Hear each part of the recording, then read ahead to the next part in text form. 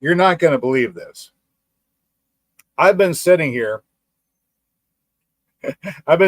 talking to the screen because I thought I had just gone live, and I thought I'd click go live, and I looked up there and said, "Oh, you know what? I've been sitting here talking to myself. There's nobody who can tell a word I'm saying.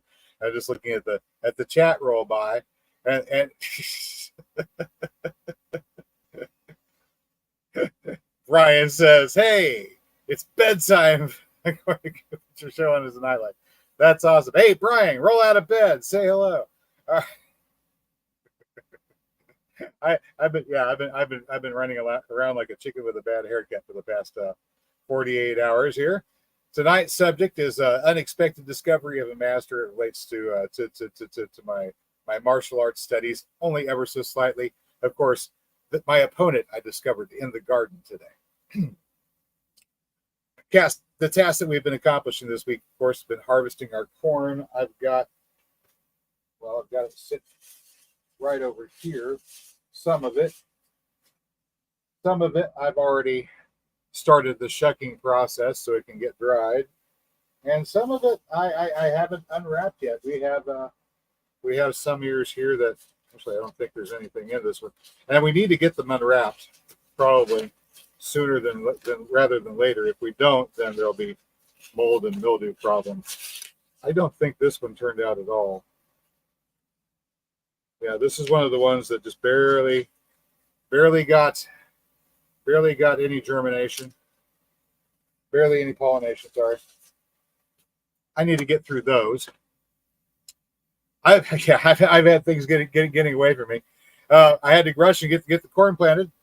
We broke everything up with the spading fork. The tip of the spading fork came off, so I had to go strap it on with tape. I couldn't find any duct tape, so I had to use packing tape to hold the end of the spading fork on. You know how the tines fit into the haft. There's a just like one spike on the backside that slides into the haft that just sort of holds it in place. And eventually, after you've been working with it for a while, it turns loose and those tines just slide off. The fork part comes out of the handle, and you've got a tool that you can't use. The easiest solution is you get a piece of iron pipe and spend an afternoon with a welder, and if you turn it into a spading fork that the tines won't come off of, then the only thing you have to worry about is bending the tines if you come across roots or rocks that are too tough. It's about time I finally broke down and got myself a broad fork. Get the broad fork. It's got the tines that are actually built for this sort of thing. It's made out of one solid construction. The head's not going to come out of the handle. Meadow Creature makes one for about $269, $279, somewhere around there. But it's expensive, and I don't have the money. So in the meantime, I'm just patching up my spading fork and making do with that. Ran across all the corn patch with the spading fork. Ran through it with the Warren hoe. Caught it all on camera. I don't know if we have audio or not, but it looks like I'm just going to be editing all this stuff, putting the audio in post. Made my furrows. This time I just made 4 furrows for every block. He says this every year. Like I said, I just made 4 furrows, and I came up with a little device that allowed me to stand up whenever I'm putting the seeds in. It's simple. It's just a piece of tubing with a funnel at the top, and down here at the bottom, I took a stick that was 14 inches long, and I taped it off on there. I used a piece of wire to help support it there. Taped it off there, and so now I can just stand upright and put that down in the furrow, drop a couple seeds in, and then move it down. And because the stick shows me how far, right, I can space that out 14, 15 inches or so, 16 inches. Drop a couple more seeds. And so I was using that. I didn't have to bend over to put the seeds into the furrows like I used to have to do. I didn't just have to toss them down there and hope they went in, which I've done before too, because I don't really like to. Stoic says, just let you know who I am that's watching you. I'm just a Kiwi chick. Well, hello, Stoic. Stoic is a good name, by the way. It's an odd name for a Kiwi chick, though.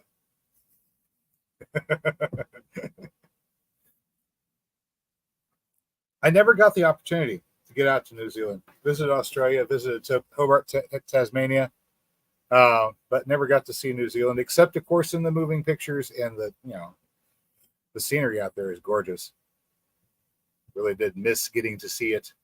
Of course, you see a lot of little islands in the Philippines and their little bays that are so gorgeous whenever you're traveling the world. Lots of beautiful scenery. British Columbia, sailing past British Columbia was gorgeous too. But didn't get the opportunity to actually go see New Zealand.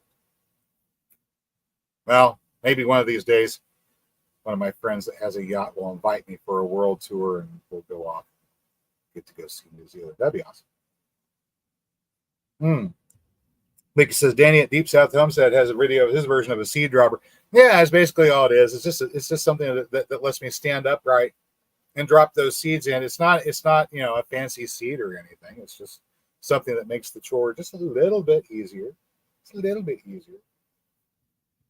But anyway, so we used the spading fork to just break everything up. We didn't turn anything over.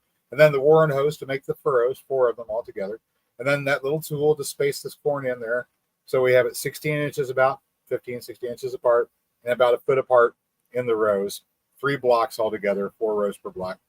And then I went down the middle of it with my Warren hoe and just scooped out a little space about every 5 foot or so down the middle. And it's 20-foot rows, so it's about 4 spots that have this space scooped out. And in the middle of that, I put down our sunflowers that turned into just monster sunflowers. They've gotten huge sunflowers. Put some of those down, and then surrounded those with the Cherokee Trail of Teas black beans, the vining pole bean. And the idea here is, I think we've got this spacing issue figured out. We have to give it more space. I've been planting everything way too close together. That was impeding pollination. That'll take care of that problem. By putting the beans in there, they can run around and tie everything together. Hopefully that'll take care of the problem with wind knocking everything down. Of course, we have the sunflowers getting high up above everything else. That's giving us a place for the birds to come roost and hunt for bugs in the corn patch, which is really good. Draws in the wheel bugs. And I've decided that we're going to hold off on putting in tillage radish until fall.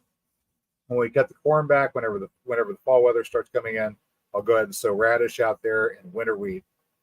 And we'll have that with radishes and winter wheat coming up all throughout the winter.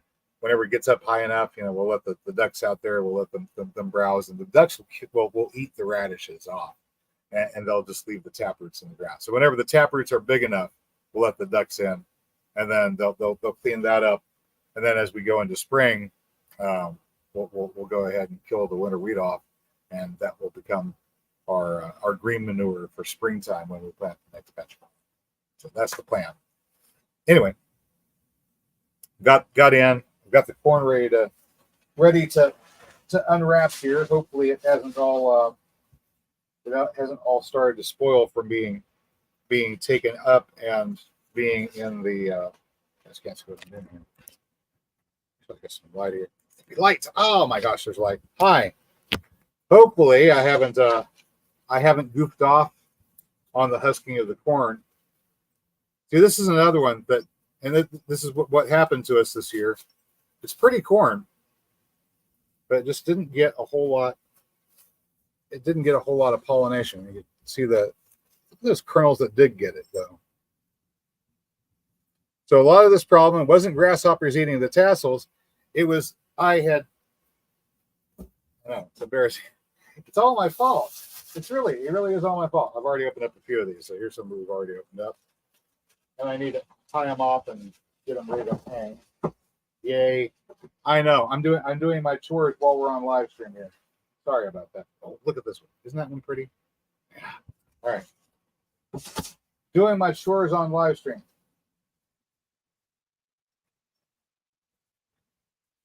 Oh my goodness. Hang on. I got some kind of a green fungus growing on this one. I don't want it to spread. let's just treat this now. Oh, but Joe, huh? What do you think? Is that a nice one or what? All right. So, martial arts. I have two belts, two different martial arts degrees. I play judo. For those of you who don't know, judo is more of a sport than a martial art. You can use it as a martial art, but it's mostly a sport. And because it's a sport, the only way you gain your belt rank is in competitions, right? So I love the practice. I love the time in the judo or time in the dojo. But I never did really have time. Look at this one.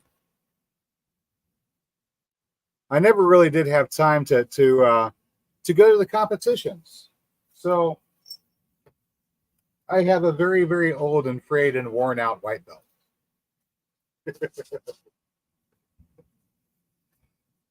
And whenever I was still going to class, my judo sensei would always set me up with with students that were practicing their mat work. This is after you've engaged in the initial grapple. A fall has occurred, but it wasn't a clean throw, so the point wasn't scored for the executing a clean throw. You're now having to grapple on the mat and pin the other opponent or get them to submit or something of that nature. So he always stuck me with people to practice that.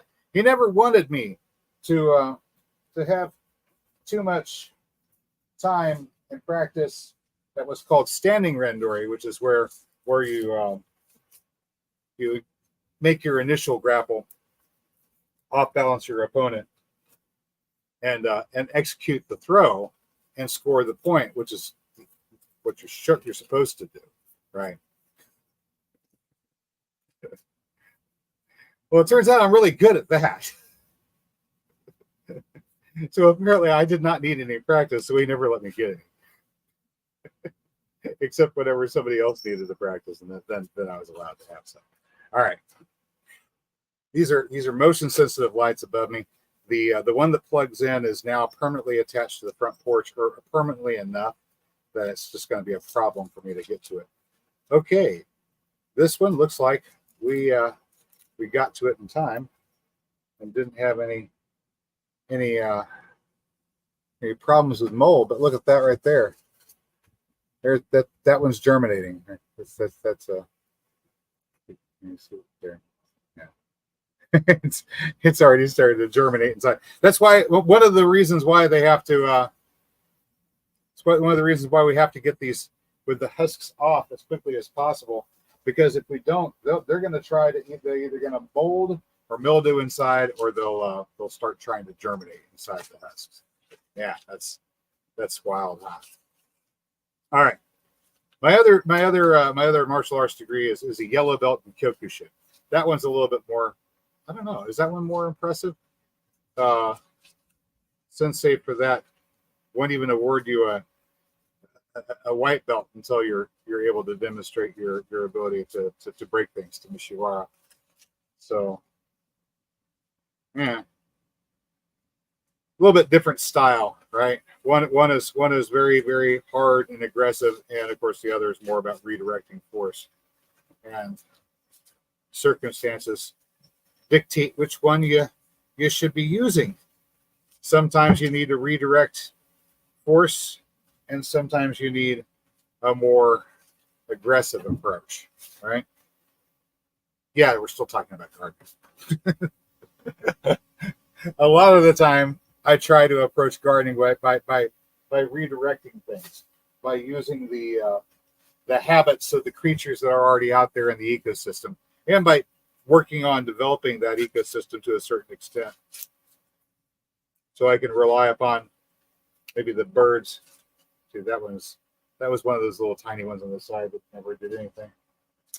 Maybe rely upon more of those wild birds if I have them. If I don't have them to rely upon, I can't rely upon them, right? So I have to work upon the local ecosystem. I have to plant the trees. I have to provide surface water, some kind of forage species, shelter, habitat, that sort of thing.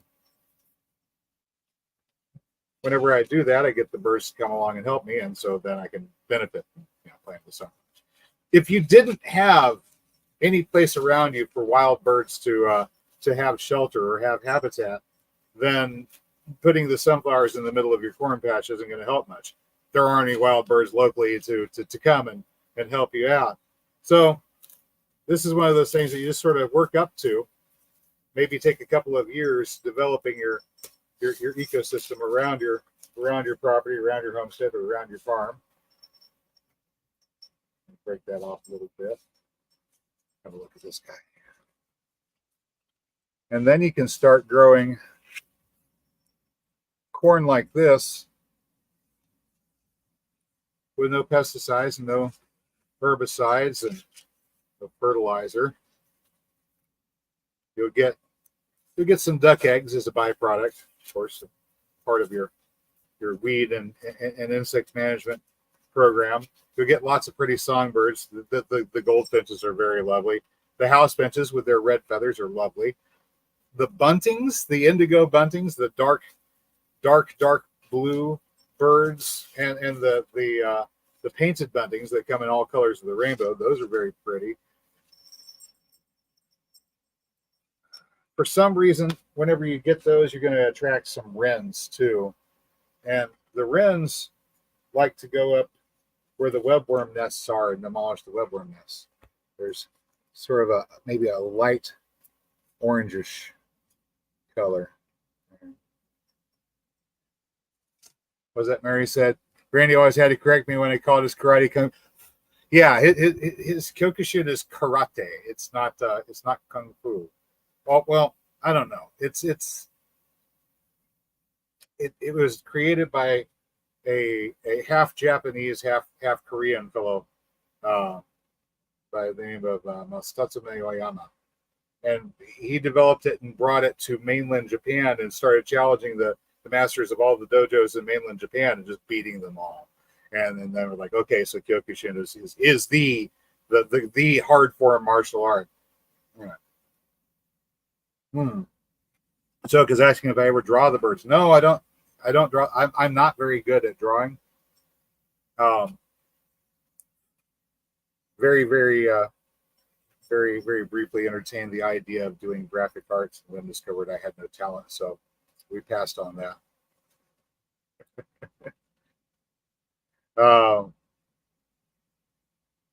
Yeah, Masato Oyama came to America and fought a bull and knocked it out with I think it was a Haito or something. One punch, knocked it out. So anyway, so in judo, of course, it's more about redirecting force. So we do a lot of that in gardening. And Mary was home the other day, and I was heading out to take care of some stuff in the duck enclosure. We were getting ready to do the work on the corn, spading it up or using the spading fork to loosen it up. And I had the buckets of used duck water that are turning green and ready to be put out for fertilizer someplace. I'm not exactly sure where exactly I'm going to fertilize. Probably around some of the trees that are setting fruit right now. Maybe a good place to put them. Trees that are setting fruit may need some additional fertility, so I'll take those out and I'll distribute those. I haven't done it yet, so I haven't lined up, and they're turning green, so I can go and take them. Right, so this is a chore for another morning. But I was going out there and changing out all the tubs that have the duck water in them because they were getting kind of grungy. And I wanted to give them all fresh water. So I had been getting the sludge at the bottom of these tubs all concentrated into one tub. These are 15-gallon tubs. They're oblong with, market 5 gallons, market 10 gallons, market 15 gallons, 15-gallon tubs. And I had one that was about maybe about 2 inches, inch and a half to 2 inches of sludge at the bottom of it, sitting over here to the side. I've got a line of buckets out in front of me in between myself and the duck enclosure. Bunch of PVC pipes laid out that I'm planning on doing something with. I have no idea what yet, but some sort of future project. Whenever I get around to it, it might be some sort of a temporary shelter or something like that for animals or woodshed, or I don't know. We'll see. We'll cross that bridge when we get to it.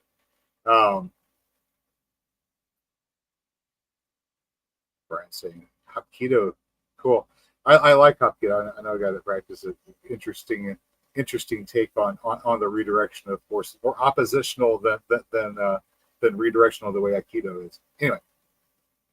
Anyway, line of buckets out in front of me, aiming to myself with the duck enclosure on the PVC pipes, and I have this short piece that's about maybe three foot long or so that I'd been using whenever I'm digging out in the walkways, and I have one fully excavated before I put the wood chips in. I just put that PVC pipe down into it, so it gives a little place for air to get down to the bottom, and I put those in periodically through those walkway systems.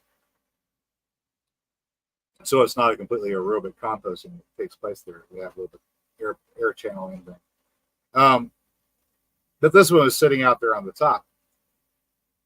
And I was getting ready to go into where the duck enclosure was, and I didn't know where the dog was. So I looked around to see where the dog was before I went to go open the fence. And I was still 10 feet away from the fence, the gate to open it up. So I was looking way early and just looked around distracted. And I stepped forward. So this foot comes forward. And as it does, pretend that this little piece of plastic here, it comes into contact with that PVC pipe and it catches right here on my pant leg, right there. Thump. It just kind of catches on there. And it comes forward until it makes contact with the bucket. So I've got this piece of PVC pipe about 3 foot long on my right foot as it's coming forward as I'm stepping, and it comes into contact with the bucket. Well, at this time, I'm still making forward motion, right? I've committed to stepping forward, but all of a sudden I cannot plant this right foot down. It's being picked up and moved off over to the side because I'm not moving with enough force to move the bucket out of the way. And so that piece of pipe is pushing my leg off over to the side, and I have no choice. I have to fall down. And I'm like, wow, okay, so this is very, very, very simple Happo no Kozushi form of off balancing. It's an ashiogari foot stop throw that this PVC pipe is throwing on me, and I'm powerless to do anything about it because I've already committed myself to the forward momentum, and it's got my foot stopped, and there's nothing I can do. I have to fall. So I'm coming down, and as I'm coming down, I'm like, there's no good options here because I'm having to fall forward. I don't have any place where I can roll out, so it's gonna be that kind of a fall, and there's debris all around in front of me. Like I said, tub over here full of duck manure, line full of buckets full of fertilizer water, and as I come down, my left foot comes down into that tub that has about 1.5 to 2 inches of sludge. Splash all over my pants, all over my shoe, and I'm still falling, and I wind up coming down, and I couldn't do anything about the angle either. I was pretty much stuck. The way I was falling, it was either going to be I face plant somewhere or I face plant into something hard and unyielding, and I didn't want to face plant into fence posts, so I came down where I came down. But I came down with my thumb first into a bucket of fertilizer water. And I hit right there and stressed this joint right here. And it hurt. It hurt a lot. And so for a couple of days, I've been sitting here going, okay, I can move a mouse like this.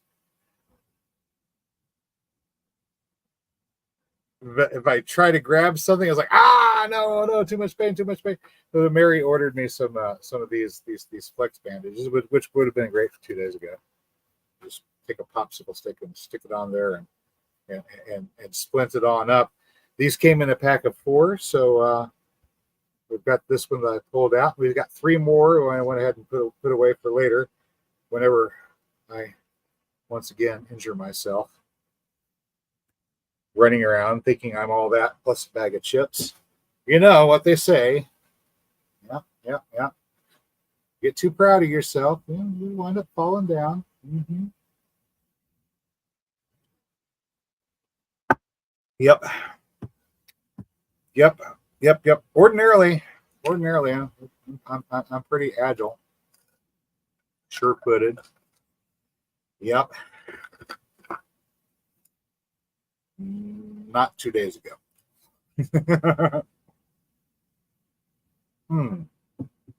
Kimber's wishing us a happy early 4th of July. Hi. There are people outside right now going kapop, kapop, kapop. I'll probably do voiceover. Oh, this is not encouraging. As a matter of fact, I'm not even going to open this. This is getting mildewed. I'm going to have to rush this chore and get it done, and we're going to get it done tonight. I'm sorry, I hadn't really planned on shucking corn while we were on the live stream, but that's what we're doing. Yeah. Oh, yeah. I suppose. Yeah, you could have driven to the drugstore. I didn't want to. You know how much they charge for those ace bandages at the drugstore? Like 15, 16 bucks. Oh, yeah. There's another one. All right. There's another one that didn't get filled out. All right. So this time, like I said, it's not because of insect predation. It's because I planted everything just too close together. Too close together. I was thinking I could get away with 5 rows. No, you can't get away with 5 rows. It's too close together. 4 rows is fine. You need to have at least 4 rows in a block so you can get cross pollination.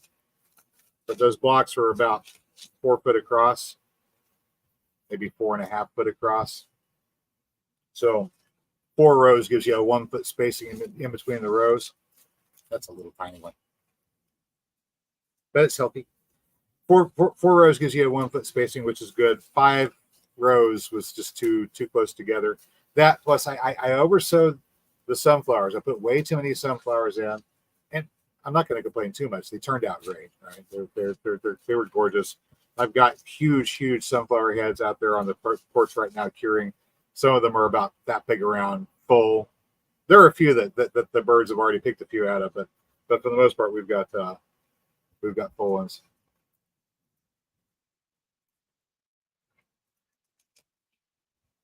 All right, let's have a look see here. This is an odd looking one. It's got the purple speckles, but it's kind of like a slightly off whitish color. Yeah, that's odd.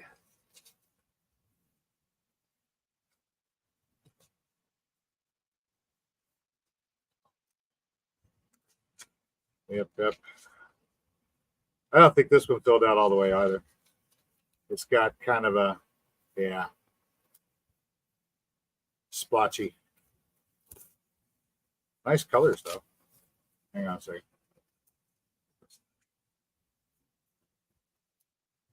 So this is what happens whenever you got your corn too close together, huh? Even if you don't have to worry about losing your tassels to insect pressures, if your kernels are too close together, those are a nice chocolate brown color. Ooh, that's not many of them, but they came out really nice. All right, chocolate brown. Interesting. So if your plants are too close together, it's going to impede your germination or your pollination. Sorry. Doesn't matter if you have a whole bunch of plants if your plants don't get pollinated right? So that's the lesson we learned. We've got that fixed with this latest planting. I haven't found a cornworm so far, which is cool. I have seen some insect damage here and there, but no worms. I don't know if it means that we didn't get any worms at all. It's just I'm not seeing any.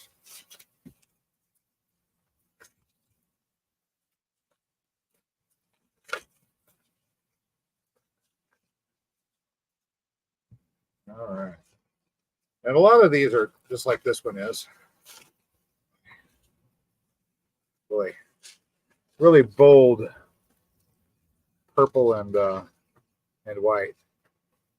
And speckled purple and white. There we go. Like wampum. There was another chore I was going to do, but it can wait. No, I can't wait. We can do it now. While I was doing some cleanup out front, getting ready for 4th of July, because I didn't know if our friends were coming by the house or not. So we went ahead and trimmed up the yarrow a bit. That's what this is yarrow. And what I'm doing right now is pulling the leaves off the shaft. These feathery leaves, whenever they're dried, can be crumbled up and packed into wounds to stop bleeding quickly. So what I'm doing right now is preparing a trauma kit, I guess. part of doing some medicine preparation, just in case I need to help people with severe injuries at some point in the future. Mary got us some extra trauma packs, so those are good. Those will last us for a while. This is for the day when those run out, or the day when they become obsolete, you know.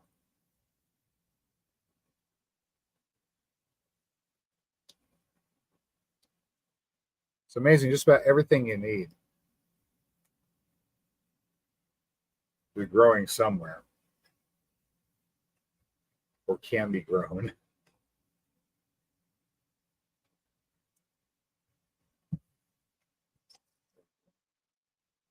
This will take me just a minute.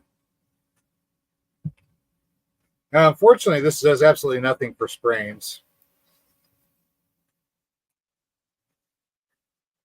For sprains, you want isolation, compression, and elevation. Ice, icy. Right. There we go. Oh, you hear the fireworks going off out there? I don't know if you can hear them or not. It's getting dark out. They're watching fireworks.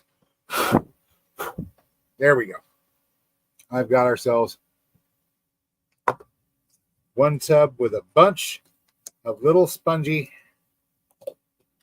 yarrow leaves.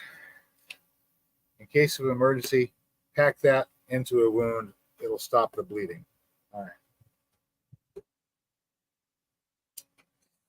They're still celebrating my birthday out there. Isn't it awesome? I love this country. It's a beautiful country. The people have such wonderful customs. Every year, beginning on my birthday, they begin setting off fireworks in celebration. I don't know why they celebrate my birthday this way, but you know, it's June 27th. It's whenever the fireworks stands open.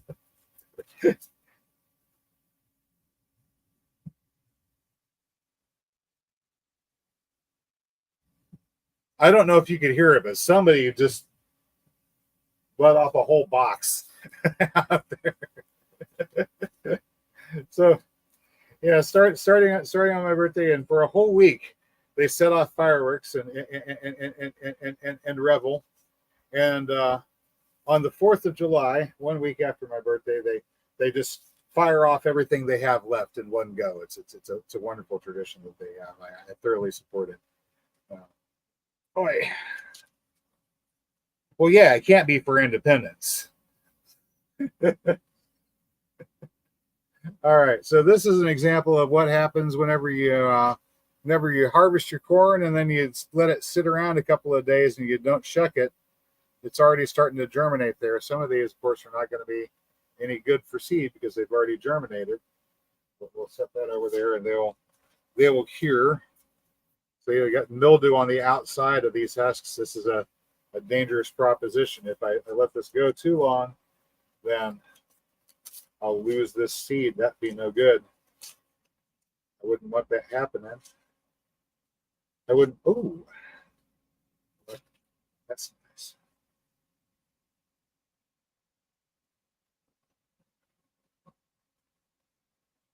I'll pull off some of that fungi there that Joe would get so excited about before it becomes a full-on infestation of Whitlow culture. Because I'm not trying to grow it There's another one. And you can see how some of those have already started to germinate.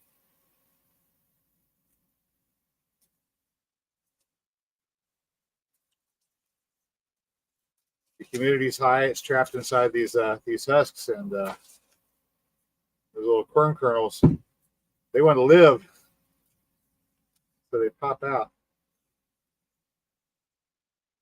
Oh my.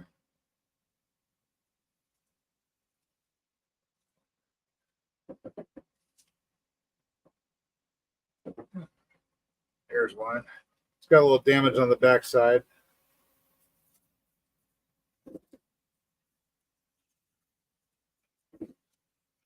All right. Oh my. This is a pretty one.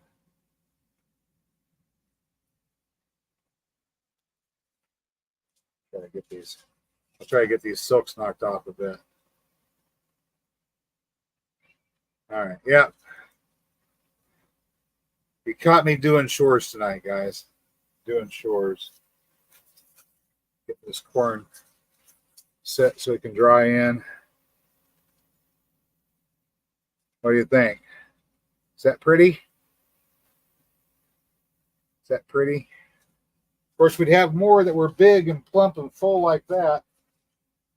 Oh dear. Yeah.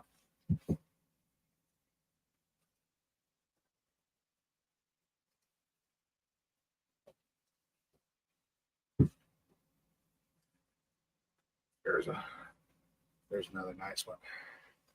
All right, we'd have more that were nice and big and plump like that if I'd had in better space. So yeah, lessons learned. Don't get greedy. Don't plant too much. You think the cob's pretty? And it's a very narrow cob too. So that's just really thick kernels are all around it, which is nice. These are thick plump kernels, not just itty bitty ones. See the cob itself.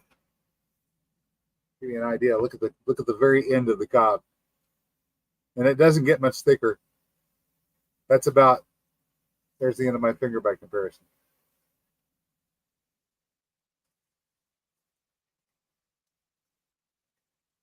So sweet corn has really big cobs with the kernels arranged on the outside. These cobs are very thin.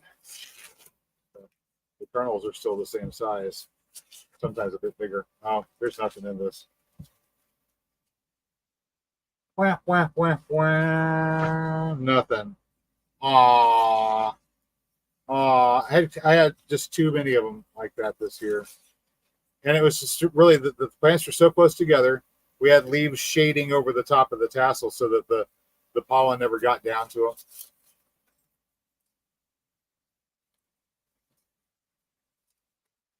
So spacing is important.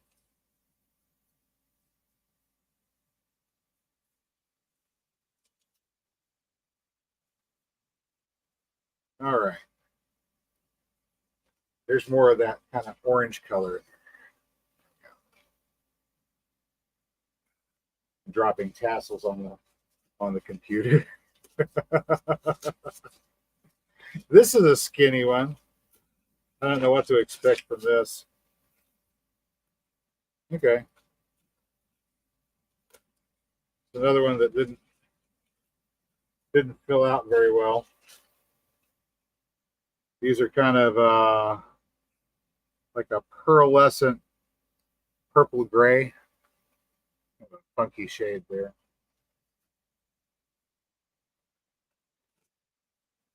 I probably won't save that for seed.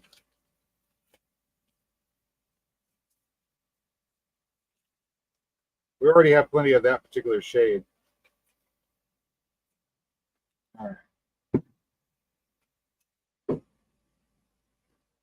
Some more of the orange. Actually.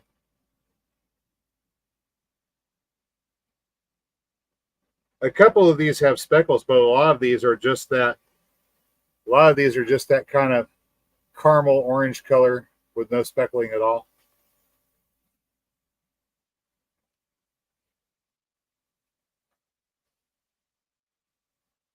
Oh, this one's not looking good on the outside. Let's hope. It's kind of moist to the touch. It's a good thing that I pulled these in. I don't think we could have afforded to let them sit out another day without doing something with them. Oh, this one came out nice. Some purples.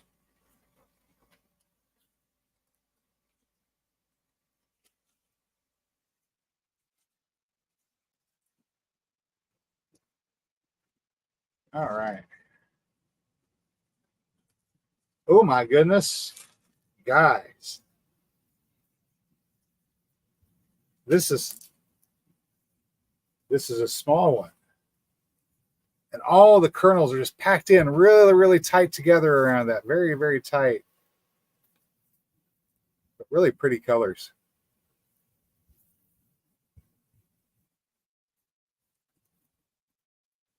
Especially on the backside there, where you have that purple and white blended together, like like the purple and white on the inside of a seashell. We used to get our purple dye from.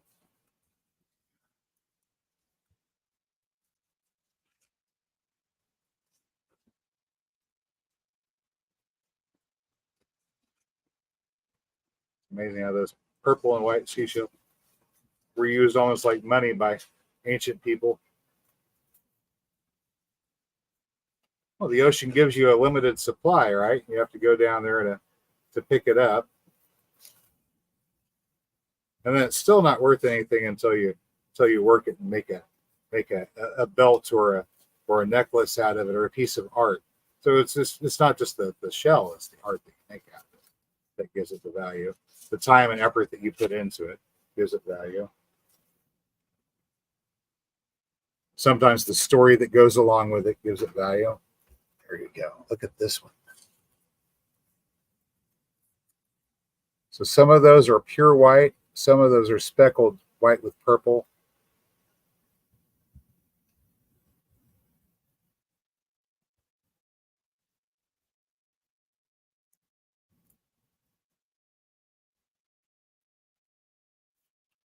It's still pretty sweet.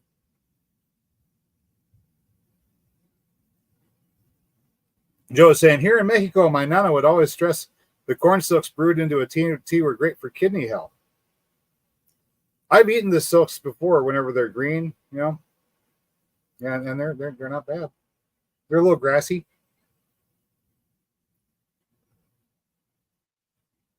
Mm. All right, now the coffee. That's it. We have to call it a night. I don't have any coffee left. I've got some more corn over here. This is actually a fairly small harvest this year. I don't have a lot. Thank you guys for just hanging around and watching me shuck corn today while they're shooting off fireworks outside. I can't do any voiceover work until they get done with that, I'm afraid. So it's going to be a little noisy. I don't know if the ambient mic is picking it up, but there's a minor skirmish going on out there somewhere. Not in this neighborhood, but somewhere nearby. I believe the Redcoats have encountered the Patriots, or maybe, perhaps, I don't know. It could be the Johnny Rebs have encountered the Yankees. I don't know, but someone out there is vigorously celebrating their independence. So, huzzah! We're going to be celebrating our independence.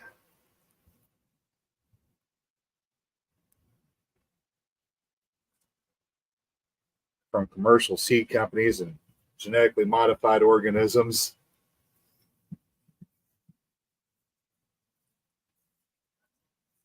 With heirloom corn. Oh, incidentally, I've got some bottle gourds that have managed to volunteer themselves. I've got at least 2 bottle gourd plants. One of them on the far side of the grape arbor, and another one over here on the side of the driveway that I don't know what in the world it's going to try to climb. It's right next to where the cat tractor is. But we're getting ready to move the cat tractor because while you guys have not been watching, I've been out taking care of some weeding in the front yard and getting it prettied up and getting the space ready for us to move that contraption there as we go into these months approaching November. Bilbo wanted to make sure that his political preferences were well known to everyone who passed by. All right, so this one is a purple bordering on black, but some of these kernels have kind of I don't know how to describe it, like a web of striations through them, like a white frosting or something going through them. I don't know if the camera is going to be able to pick up that frosting or not. And then the others are speckled too, but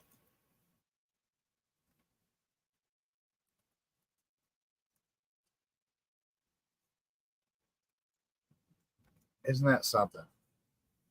And these ones, they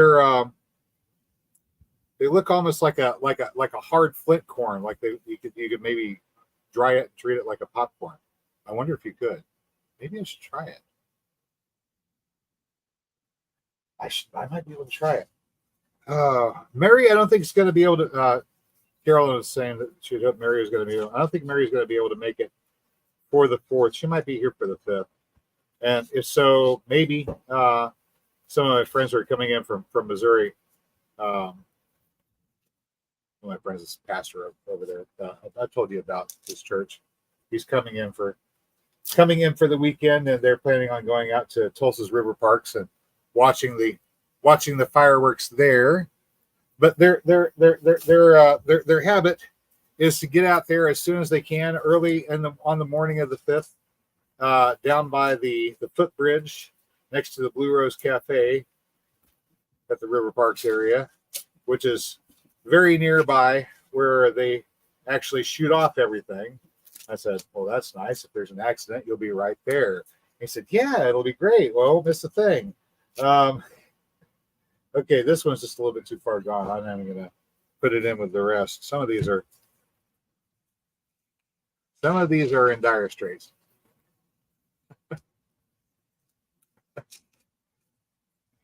So anyway, their plan was to get. Oh, look, it's so dinky. It's so cute. Oh, okay. Their plan is to get down there to the prize position on the footbridge and stake their claim well ahead of time, because once it starts getting closer to the hour, getting your spot may be difficult. So okay, so you guys are going to be out there in the heat all day long, so you can be in position to watch this fireworks display whenever it gets dark at, like, what time is it now? 9 o'clock, 9:30 tomorrow night. Probably 9 o'clock. About 8:30 to 9 o'clock is whenever there's going to start. 9 o'clock probably, right? Start shooting fireworks off and stuff. It's going to be a nice display. The city, spends a fair amount. The city of Tulsa over there spends a fair amount on fireworks. Or I don't even know if it's the city. I think it may be done by volunteers. A lot of stuff is around here. Eventually we'll run the entire city off of volunteers. Oh, look at that. Lots and lots of. Okay, you guys heard that one, right? Lots of speckling there.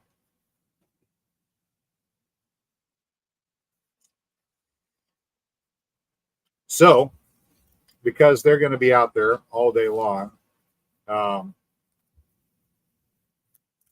going to be out there all day long in the sun. I went ahead and I got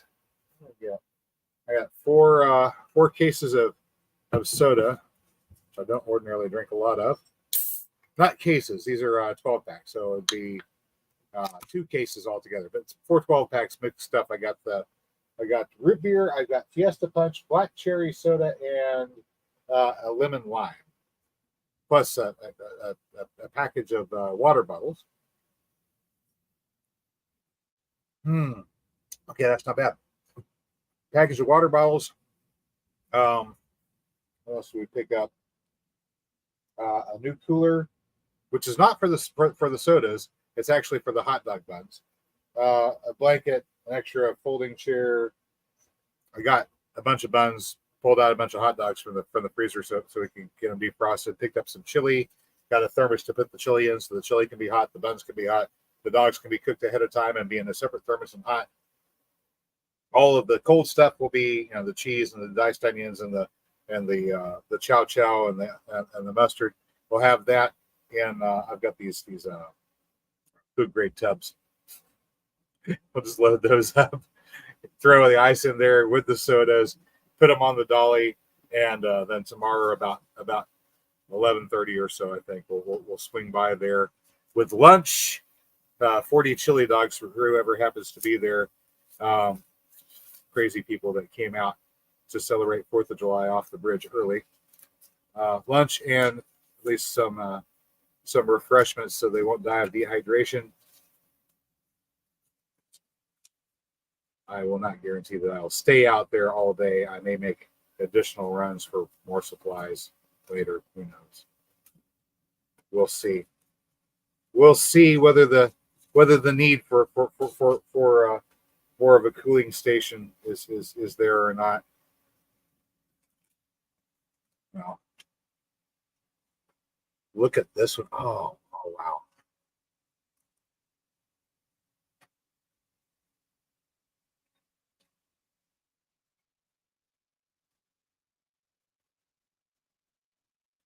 No pesticides, no herbicides, no fertilizer. Just using nature, guys. Just using nature. Do you think it's possible that you can just use nature to grow your food and take care of your needs and not have to rely upon that big industrial machine to try to feed you? This one got a little bit eaten up with fungi. That is a bit more common on some of these more red ones. They tend to be a bit sweeter. I don't know why. Vicky's saying the plant she was wondering about is a Jimson weed, kind of datura, has purple flowers and spiny seed pods. Yeah, and also some pretty gnarly psychogenic effects. Not the happy tripping variety, more the having a nightmare experience variety. Rumor has it during Revolutionary War it was used to poison soldiers in Jamestown. Whether it was tactically effective or not, I don't know. They certainly were not combat effective for a while. That one didn't fill out well, but it got some good kernels.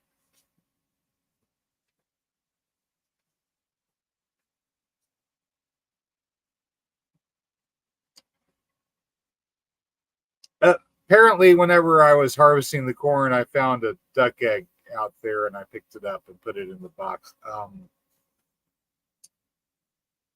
suppose we'll be making an omelet later.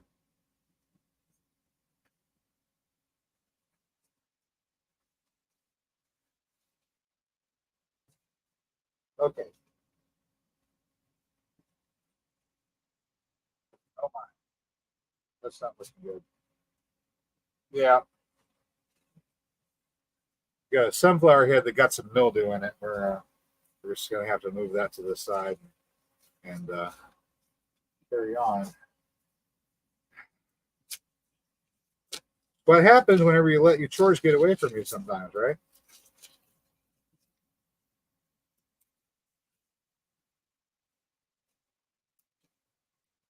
There we go.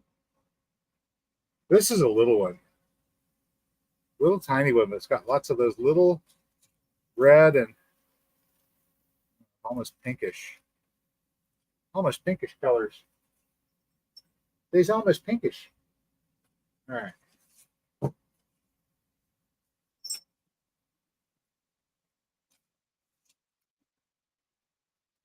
Now, if I'd husked these earlier or shucked these earlier, we could have saved the husks for tamales, but I didn't, so we can't,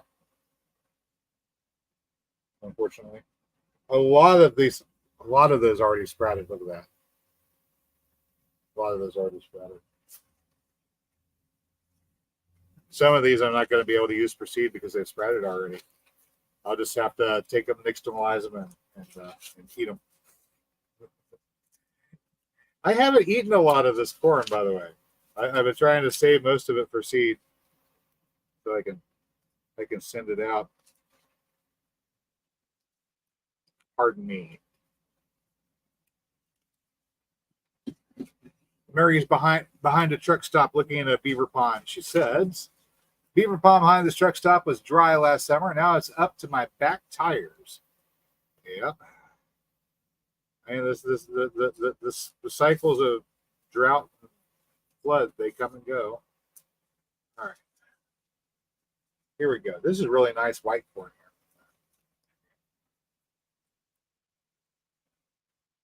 All white kernels. Well, not all white. There's some purple speckles in there too. All right.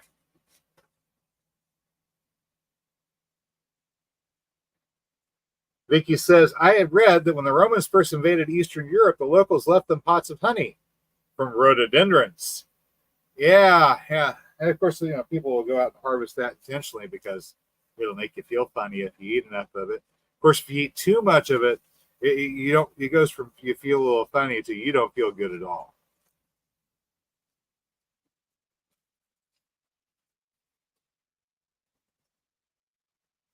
And again, those are also used for their psychogenic effects. Wow, this one just really got eaten up with fungus pretty bad. Pretty bad.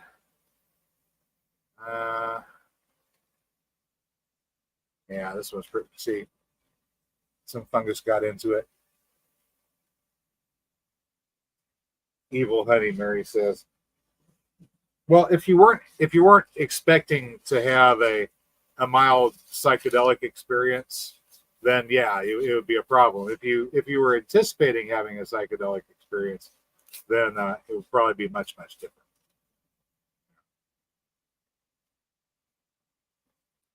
As is the case with many things,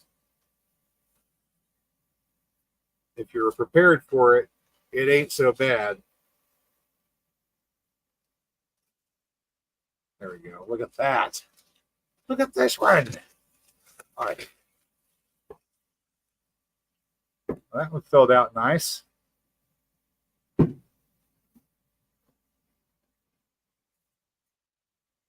Yeah, this is really what I'm going to do the entire time.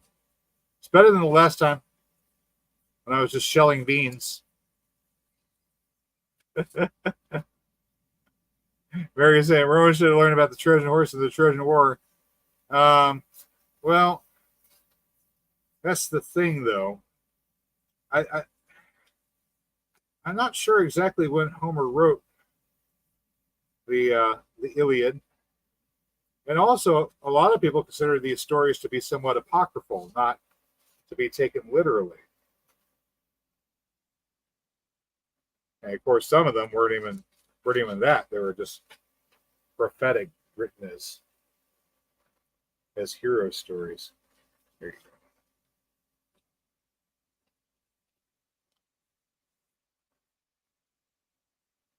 Isn't that lovely? Wow. I mean, hand tools, for one thing, hand tools, no fertilizers, no pesticides.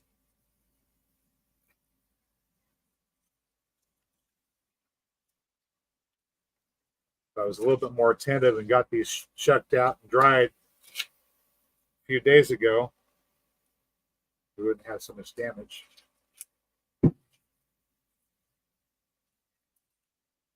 Very, very shiny,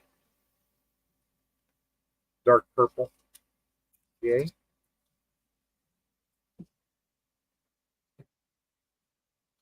I don't have too many more of these to do. Really, I don't. It's just a couple. Just a couple more. You know what I need to do? I need to get that. Bag full of wheat that I've got. Now I harvested all that wheat, shoved it into a feed sack. I need to take that and beat it a little bit to get the grain out. What's Mary saying about Apollo? Oh. Never accept a gift of peace from Apollo or anybody related to that guy. Hmm.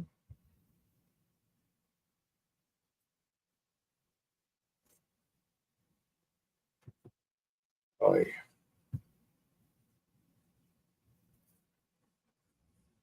All right. I don't know what's going on with this one. It looks a bit odd. Um, okay, cool. It's got some damage, but this one's kind of it's got way too much damage, unfortunately. Way too much damage. But if it wasn't for the damage, these really nice chocolate reddish brown colored kernels, but just too much damage. Too much damage. You let it dry, and I can cook it, but I'm not going to try to save it for seed. There's too much damage to save for seed there.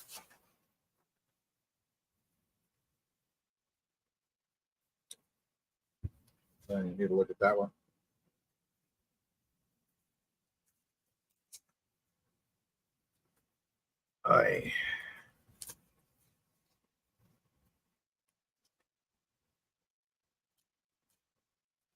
All righty.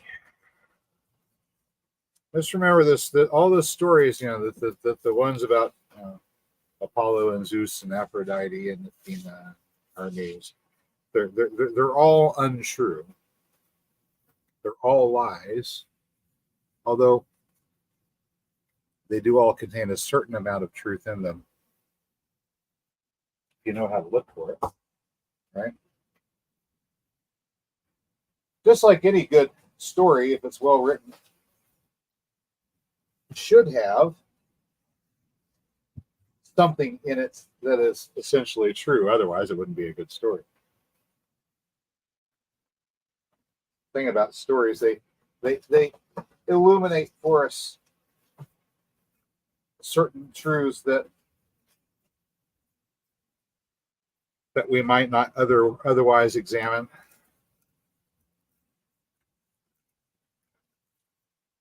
One of my favorites, my favorite of the Hellenic myths or stories, is about a seer by the name of Tiresias. I'm probably butchering his name. Tirses, I think is the way it's spelled. I'm probably not even spelling it correctly. So this guy was old. He was blind, crippled, but exceedingly wise. And I think I may have told you this story before, but his tale was one day he was out walking in the woods and he came upon a couple of snakes entwined in coitus. And he took his walking stick and struck them with his walking stick. So separate them up. Knock that off.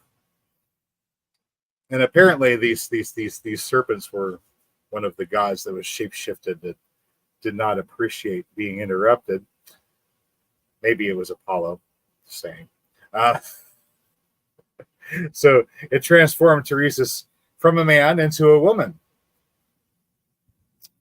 And he lived as a woman for many, many years. And then one day he comes across another pair of snakes. Okay, I've got to the bottom of the bucket. I still have a few things that I pulled out of it. So after many years of living a life as a woman, he comes across another pair of snakes, once again engaged in the act, and says, "Okay, well, if I had the benefit of being transformed to my opposite by striking you the last time, let's see if the same thing will happen again." And so he took his staff and struck the snakes and was transformed back into a man. Of course, having had the experience of being both a male and a female, he is counted to be exceedingly wise. There's some other stuff in there if you're on a on the track to become one of the prophets or something of that nature. There's a bit about operating on two channels, either simultaneously or alternating, that knowing this about Teresa's would make sense. But for the average person, no, it's not going to give you any useful information other than to say, well, this is one of the reasons why Teresa is considered to be wise, is because he has gotten both Eve's fruit from the tree of knowledge and Adam's fruit from the tree of knowledge. So he has complementary knowledge to both sides. He's not a man that's learned the wisdom of women. He is a man that has both and access to both. Right?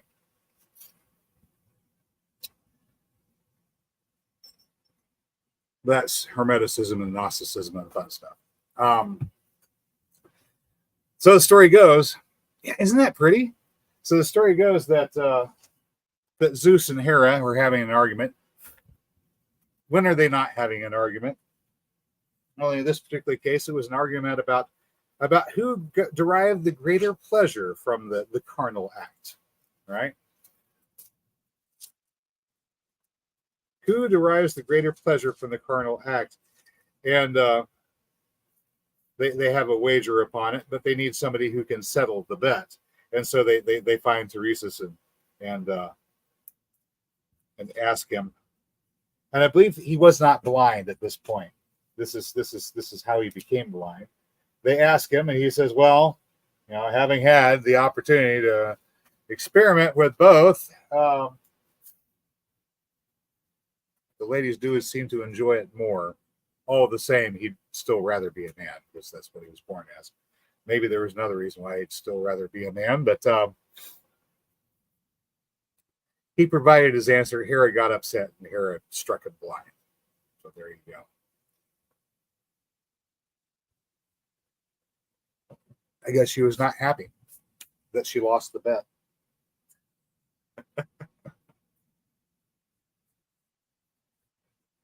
Mary, oh, please, no. Old people arguing about the naughty. Please stop. No, I can't take it. Ew.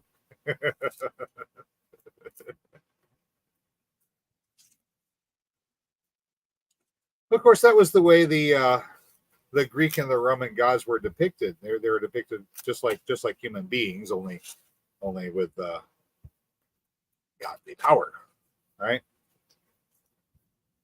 So, Zeus is this man in a position of power, and because he's in a position of power and he can do it and get away with it, he's a philanderer. Hera, of course, is the ever jealous housewife who is catty and gets involved in schemes in other ways. Sniping. Doesn't that sound familiar? And so on and so forth. I mean, all these Greek and Roman gods have these attributes there that are all too human.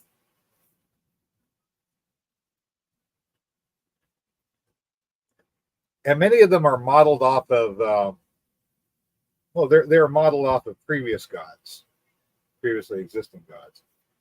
But if you guys know that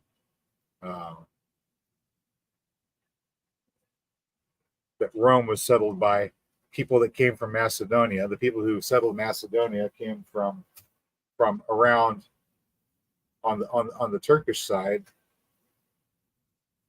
from the plains of Shinar. That's where all the stories start.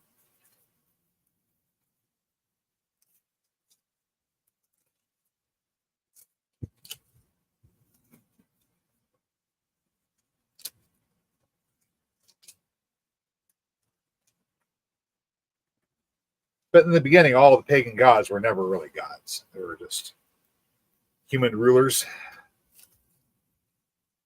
that built up their tribes and their city-states, built statues in their own honor, demanded tribute, required that people bow down to them. And they wrote their legends. The years go by, and the legends aren't true. The legends are lies. There may be fragments of truth in them. And the cool part is, whenever you can find old records from Sumer and Akkad and Babylon, and read the translations. This one started out nice, but I don't think we're going to keep it. It didn't fill out all the way. We'll probably eat it. Whenever you can start comparing your stories, comparing the histories, the places where they line up, the places where they match, are the ones that are most likely true. Yeah, Jan saying they were mere men. Yeah, and they were all mere men. They're all mere men. The Babylonian name or the Sumerian name. Okay, so we have Noah, Shem, Ham. Noah's the father after the flood. Then you have Shem, Ham, and Japheth in the Bible story, right? That's passed down from Persian sources from about 1300 BC or so. That's the most recent documented sources of those, other than the old cuneiform tablets from Babylon and Sumer.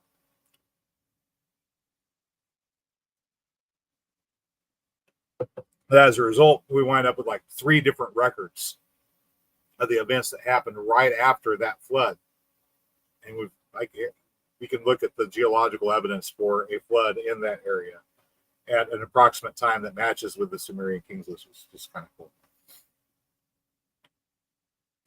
But that particular flood may have been global in scope and affected human civilization all over the world, but it did not bring the level of water up over all the mountains everywhere. But it certainly did devastate all the low-lying areas where people had their habitation. All the major civilizations were there. Very few people go and build their civilization far above and away from water. Some do, and some have it high up enough that that they wouldn't necessarily lose everything in the event of the flood. As a result, all around the world, there were pockets of people that survived, and they have their story about how they survived. Some of them got on boats. Some of them just happened to be at higher elevations.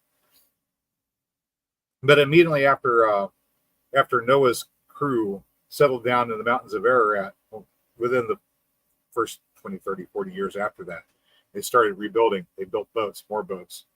And Ham, who was called Utu in the Sumerian text, Utu said, "Hey, I want to go off and do my own thing." And he wasn't supposed to. He wasn't given permission to. Noah hadn't passed his blessing on to him. He wasn't supposed to go off and start his own tribe or whatever, but he did anyway.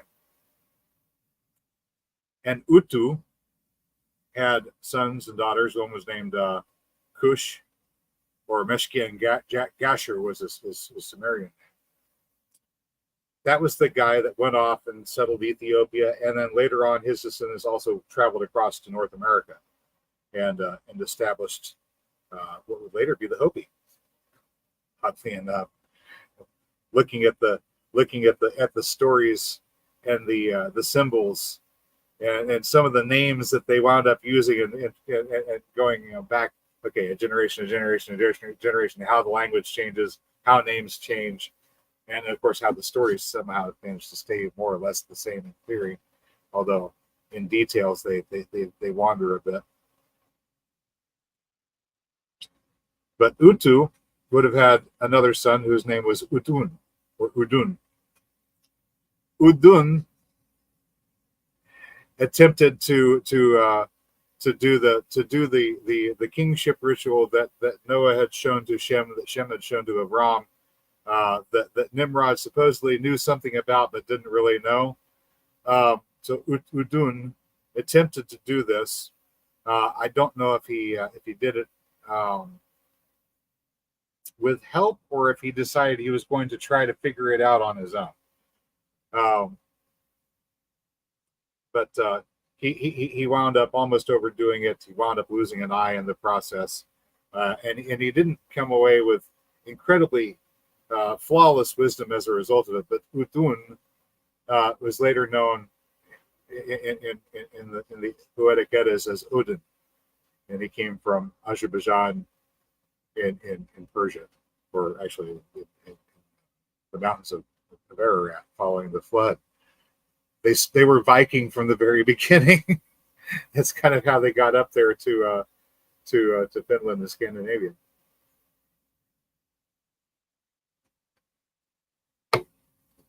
Isn't discovering old history fun? So there was a very, very old story tied to this one's already sprouted, tied to the Aesir, the Norse gods, about how they had come across another group called the Vanir and had gone to war with them and massacred them.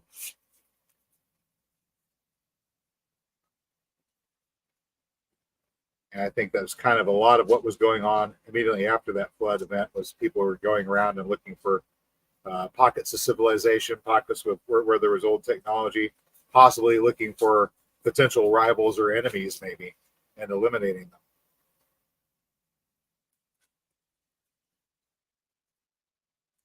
Probably not something that Noah was interested in getting involved in, but I don't know, maybe. He never wanted to come down off the mountain.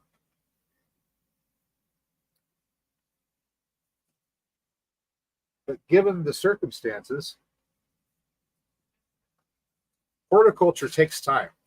You know, I plant pecan trees. I get a pecan tree started. If I get that tree out to a good place where it can grow, where it's given plenty of sunshine, space, fertilizer, water. About 15 years after you put it down, they'll be making about 50 pounds of nuts a year. About 1 pound of pecans. These are close to like 1890. It's close to 2,000 calories. Not that you'd want to eat nothing but pecans, but you can eat quite a few. And of course, the goats will eat them, and the deer will eat them,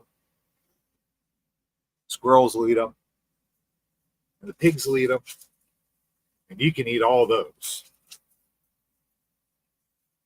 So even if you don't like to eat the nuts yourself, they're a food source for other animals that you might be interested in eating. But like I said, it takes about 15 years after you planted that tree for them to be in that position. And of course, if you planted walnuts, you could be looking at an even longer time before your walnut trees are really productive, especially if they're like Carpathian walnuts, right? Those great big monster English walnuts. It take a long time to start getting productive. I don't think I have it hardly. Oh, okay, I've got a little bit on this here. It take a long time to get productive. And in the meantime, you've got people that need to eat now, right? You may see this as a very real scenario here in America or elsewhere during these trying times. Wow, there was hardly anything at all on that. Hardly anything at all. So I can encourage people to start developing horticulture, start planting trees, start planting berry bushes, start planting multiple layers for your personal garden spaces.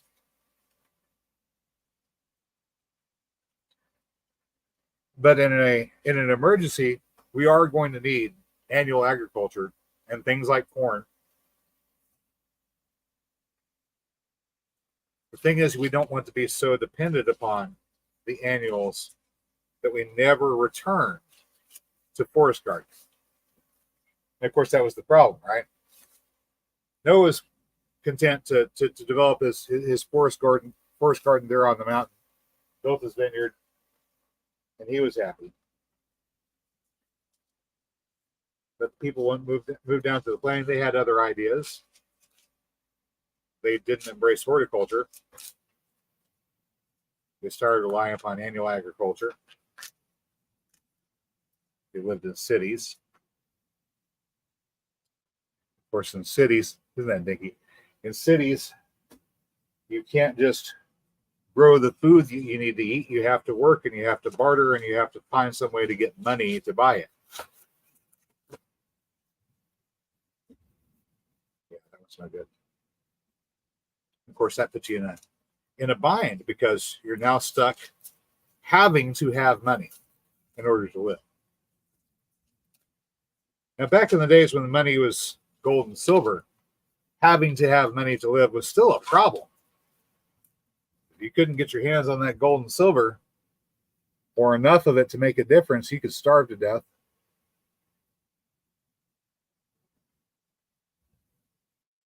And people did. Of course, in the modern era, whenever your money can lose its value overnight,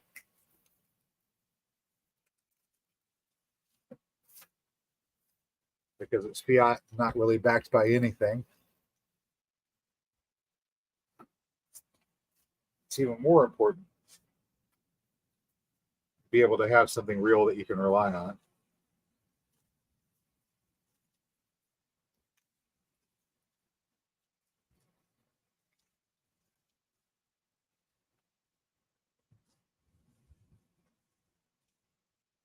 Oh, this is just adorable. I don't know what to make of that shade.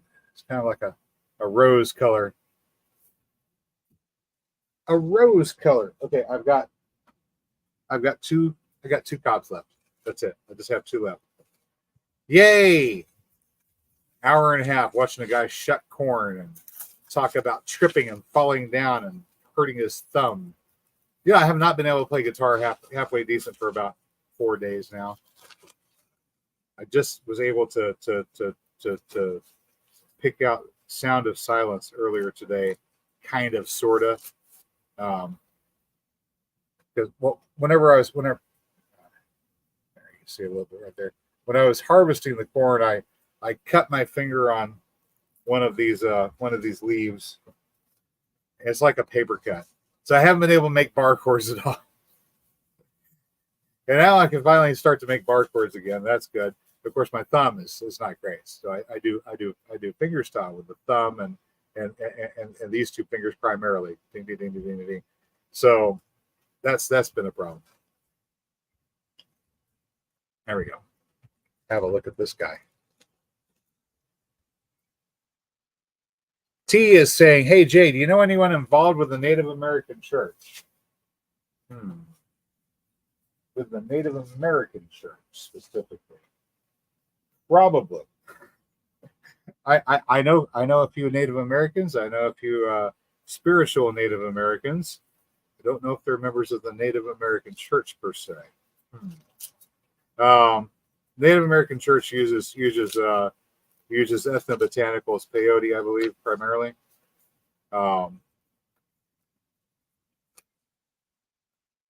Not really.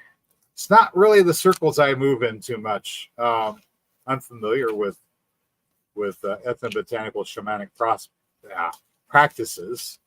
Although personally, I would recommend using Kalea Zakatachichi, which is not a scheduled drug and is very effective. Kalea, you use it by brewing a tea and drinking the tea, and also making a cigarette with the leaves, smoking. I suppose you could use a pipe. Smoking a bit of the leaves, drinking the tea, and then laying down. And in through the nose, fill lungs up all the way, out through the mouth, lower the tongue so you don't burn your brain. Calm down. Very, very, very much calm down. And then, if you have your shaman sitting there with you, he will talk you through guided meditation and help you work through whatever your problems happen to be, which is actually what these sort of things are best used for. Kalea is essentially a mild hypnotic. So if you're using it to help program your mind to improve yourself, it's good. I wouldn't use it for wouldn't use it for recreational purposes. It doesn't make you feel high the way recreational drugs make you feel high. It just puts you into a nice, relaxed, and suggestive state. And if you're asleep, you'll have intense and vivid dreams. Let me see here. Yeah. I pushed it back to 9 because I was running behind with just everything. It's like, oh yeah, I need to actually set this live stream up. Joe says traded 2 kilograms of peeled prickly pear for 4 of those beautiful cobs. Hey, that actually sounds halfway decent. Although I'm growing my own prickly pear right now too. It's coming along. These little plants, they're trying to make it. I don't know.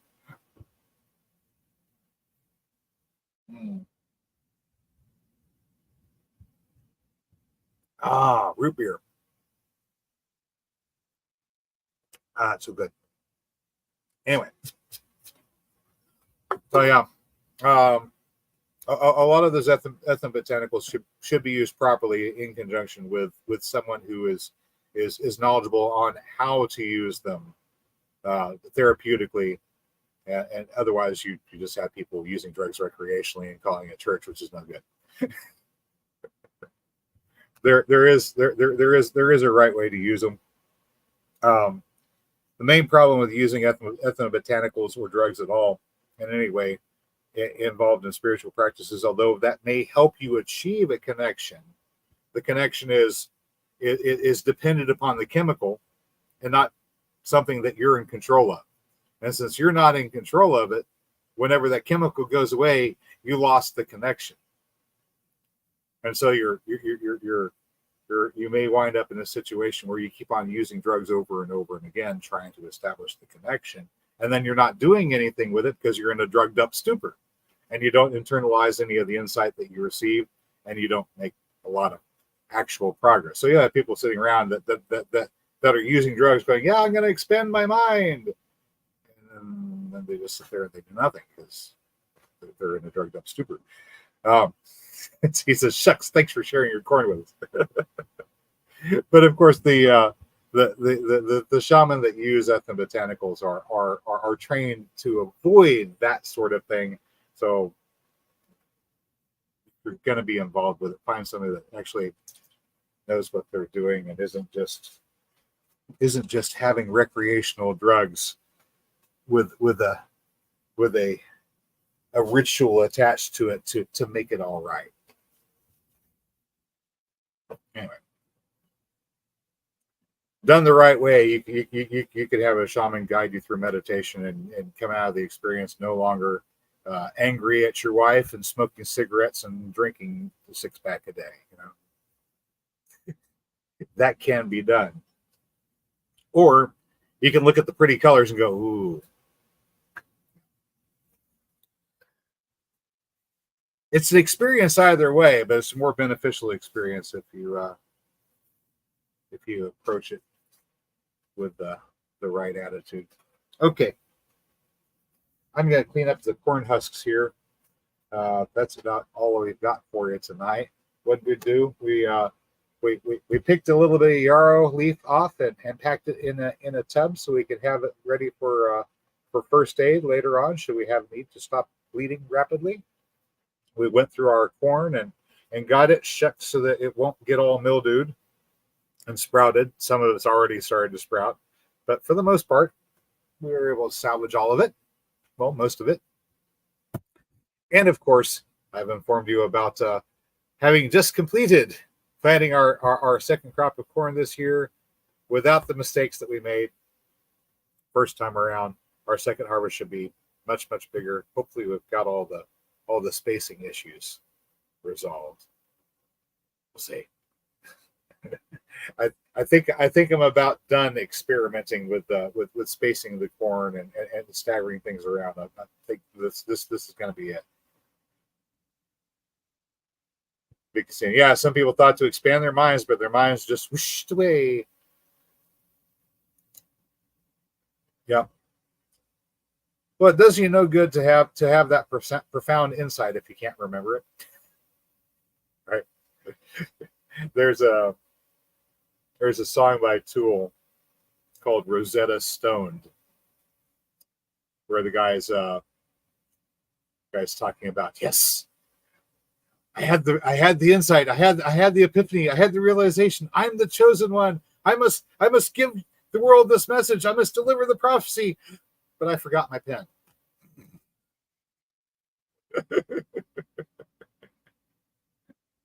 But I forgot my pen. You know.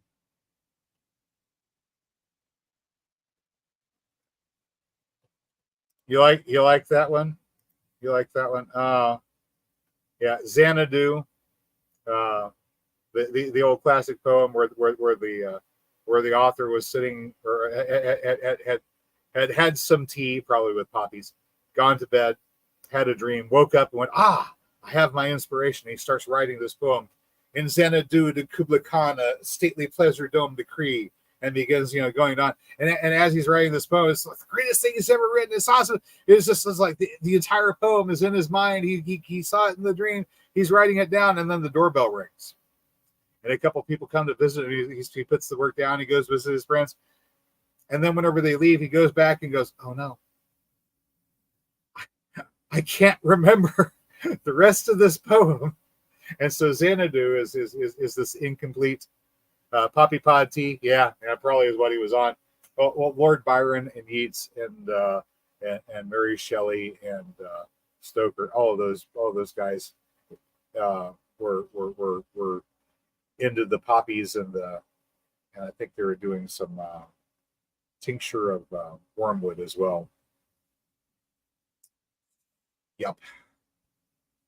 Tincture of wormwood. Apparently it's an aphrodisiac, but the dose necessary for it to be an aphrodisiac is about the same as the dose necessary for it to kill you. So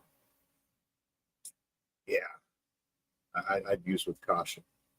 But they were doing that stuff and telling each other scary stories and coming up with fairly decent literature too, I guess.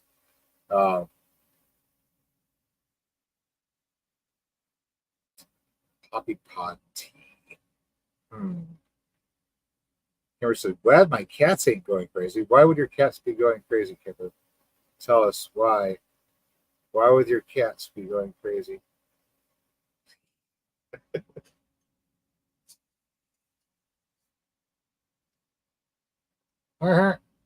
Corn. Yeah. Oh, it's past their dinner time.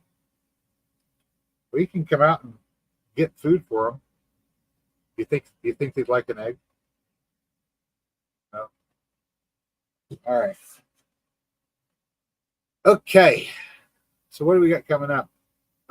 Coming up, I've got video. Then I've got a voiceover. We'll show you the harvest part. You tell what it looks like when they were shucked. And then I might get in the we're outside the back door. Is like the front door is open. I'm getting ready to wrap up. The kids need to get back in. They apparently are back from wherever they went. Thanks for joining me. Remember, you can find good teachers and good instruction everywhere you look.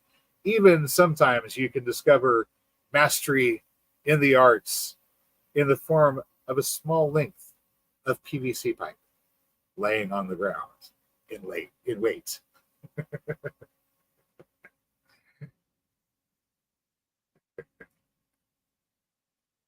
And if you didn't catch that, well, that was at the beginning where I explained how I succeeded in injuring myself this week. But we're doing better. It's still a little sore, but thank you very much for watching, guys. I hope you found tonight's video informative or entertaining. If you did, you know what to do. I'll catch you next time. Until then, get out there and get growing. Wait, I did this first, didn't I? Okay.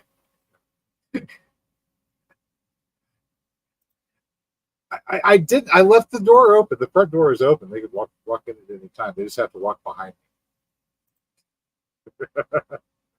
me. All right. What? Why would they put good mineral oil on rice? I have no idea. I don't know. Anyway, thanks so much for joining me, guys. I'll catch you later. Hopefully, I have actual video for you sometime this week. no promises. We're going to go do the 4th of July thing at the river parks. It's not going to be at the Grape Harbor. It's not going to be at the Grape Harbor. We'll be at the river parks, but just call ahead. I'll let you know where to meet us if you want to meet us out there. Anyway, that's all I got for you tonight. I'll catch you later. Until then, get out there and get growing. I'll catch you.